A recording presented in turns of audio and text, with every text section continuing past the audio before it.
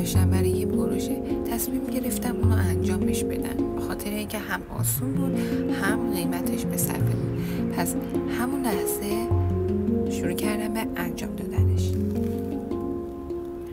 خب تا پایان این ویدیو همراه من باشین تا ببینیم که چجوری اینو درست کردیم. وارد کلاب میشم و کد رو وارد میکنم.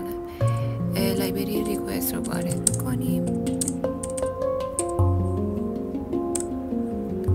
و بعدش وارد میکنیم که سوالتون رو وارد کنید. دقت کنید که چند کده و خیلی هم راحت هستش.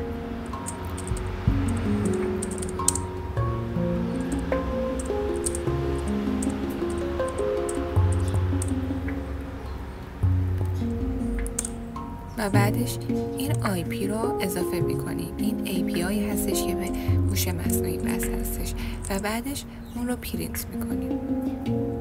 به همین آسونی.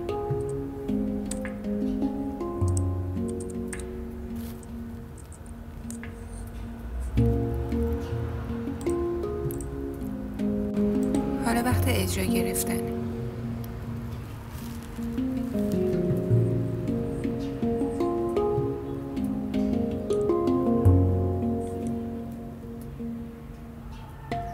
چون برنامه سنگینه خود دیر میاد و خب اینجا من یه پیامی می‌نویسم، مثلا سلام.